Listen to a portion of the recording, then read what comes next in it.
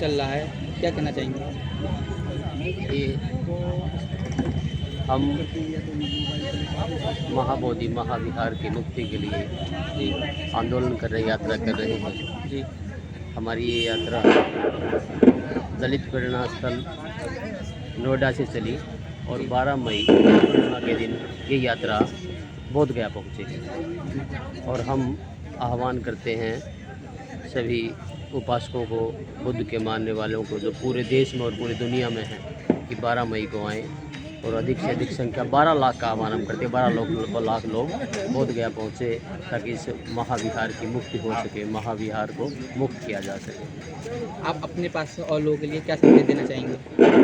देखिए, जो जितने भी जो आर्टिकल 25 और 26 है संविधान का, वो धर्म के बारे में कहता है कि जो भी भारत का नागरिक है वो स्वतंत्र है, वो किसी भी धर्म की उपासना कर सकता है, किसी भी धर्म को अपना सकता है और उस धर्म की संस्थान बना सकता है और उस संस्थानों का विकास कर सकता है। जैसे ईसाइयों के जो पोप जहाँ रहते हैं, पूरी दुनिया के जो पोप इटली के पास जो जगह है वहाँ रहते हैं, वो वेटिकन सिटी, तो वहाँ की सारी व्यवस्था पादरी लोग देखते हैं। जिस तरीके से भारत में जो बड़े बड़े हिंदुओं के मंदिर हैं, उन हिंदुओं के मंदिर में सारी व्यवस्था वहाँ के महंत लोग देखते हैं। उसी तरीके से जो मस्जिद है, चाहे वो मक्का मदीना की, चाहे वो यहाँ भारत में जो मस्जिद है वो भी, उनको भी सारी उनकी व्यवस्था जो सारे इमाम लोग देखते हैं। उसी तर्ज पर जो सिख लोग हैं, वो सिख लोग भी उनकी जो गुरुद्वारों की व्यवस्था है वो भी देखते हैं। लेकिन जो सिख गुरुद्वारे हैं वो स्वतंत्र 1925 में हुए। उससे पहले गुरुद्वारों में भी महंतों का कब्जा था, महंत रहते थे। जैसे अब महंत बोध गया में रह रहे हैं, जो बोध गया के महाबोधि महाविहार में वो रह रहे हैं और वो किसी अधिकार से नहीं रह रहे, किसी तर्क से नहीं रह रहे। ये ऐतिहासिक बोल थी कि जब 1200 में जब आक्रमण हुए मुस्लिमों के, तो यहाँ बौद्धों की संख्या कम हुई। उससे पहले जो वैदिक जो धर्म के संस्थापक हैं आदि शंकराचार्य ने जब भारत देश का भ्रमण किया तो उसका प्रभाव हुआ, कुछ मुस्लिम प्रभाव हुआ, उससे बौद्ध धर्म जो मंद उसकी गति हुई, उसके कारण वो वीरान रह गया कुछ सालों के लिए और वहाँ महंतों ने आकर के उसके पास अपनी झोपड़ी बना के वहाँ रहने लगे और धीरे धीरे 300 साल तक उनके ही कब्जे में वो रहा।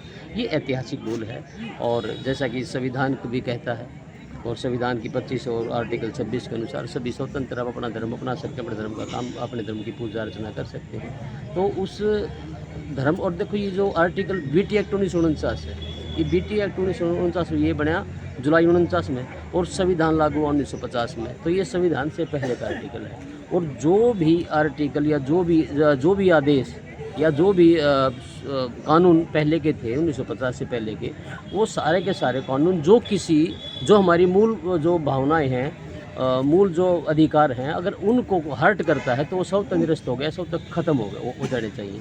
अब ये जो हमारे प्रियम्बल में भी लिखा है कि हम जो हमारा देश है वो पंथ निरपेक्ष देश है, वो धर्मनिरपेक्ष हो, किसी भी सभी धर्मों को समान रूप से सम्मान करता है। और आर्टिकल 25 और 26 भी कहते हैं कि सभी धर्म जो प्रत्येक अपना विकास कर सकते हैं, अपने कानून बना सकते हैं। जैसे मुस्लिम लॉ है, जैसे इनका लो, ईसाइयों का लो, ऐसे ही हमारा भी लो होना चाहिए। हमारा भी अलग से, हम भी हमारी पोशाक अलग है भिक्षुओं की, हमारी परंपराएं अलग है, हमारी पूजा की पद्धति अलग है, हमारी चांटिंग अलग है, हमारे तीज त्यौहार भी अलग है। तो हमें पृथक और स्वतंत्र धर्म है और हमें भी स्वतंत्रता मिलनी चाहिए। इसीलिए हम ये आंदोलन कर रहे हैं और तमाम उपासकों से और आप जो पत्रकार छायाकार बंधु हैं उनसे भी आह्वान करते हैं कि हमारी आवाज़ को पूरी दुनिया के, पूरे देश के सामने ले जाएँ और 12 मई को 12 लाख लोग बोध गया पहुँचे।